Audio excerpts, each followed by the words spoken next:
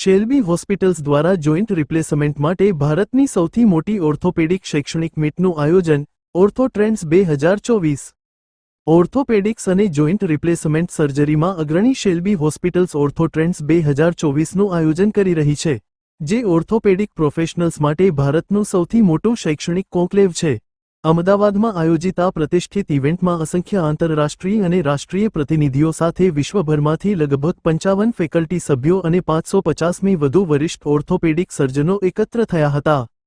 કોન્ફરન્સમાં અદ્યતન સર્જિકલ તકનીકો સાથે યુવાન સર્જનોને સશક્ત બનાવવા અને તેમની કુશળતાને વધુ ઊંડી બનાવવાનો હેતુ રેકોર્ડ કરાયેલ સર્જરીઓ, સિમ્પોઝિયમો અને પેનલ ચર્ચાઓ સહિત શૈક્ષણિક અને વ્યવહારુ જોડાણોની શ્રેણી છે. એક મુખ્ય વિશેષતા એ છે કે હાથથી ચાલતી વર્કશોપ્સ 100 હાડકાંનો ઉપયોગ કરે છે, જે સહભાગીઓને અદ્યતન સાધનો અને ટ્રાન્સપ્લાન્ટેશન સાથે વાસ્તવિક સમયનો અનુભવ આપે છે. 3 દિવસની જે શુક્ર શનિ રવિ મીટિંગ રાખેલ છે અમદાવાદમાં, એને ઓર્થો ટ્રેન્ડ 7મું વર્ષ છે.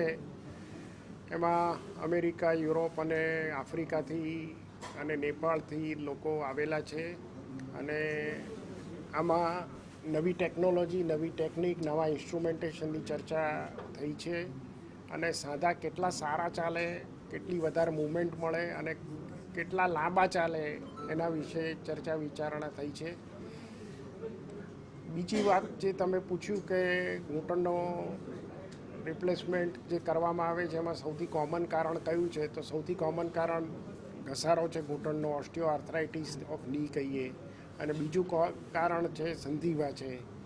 આ 2 મુખ્ય કારણો છે સાંધો બદલવાના નીના રિપ્લેસમેન્ટમાં.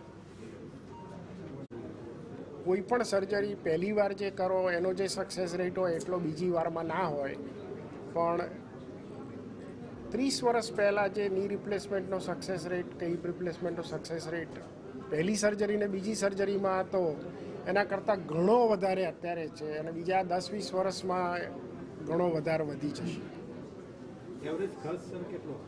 એવરેજ ખર્ચ ઇન્ડિયામાં ઇકોનોમી ક્લાસમાં પેશન્ટ હોય તો સારા ઇમ્પોર્ટેડ સાંધા સાથે 1.5 લાખ જેવો ખર્ચો આવે.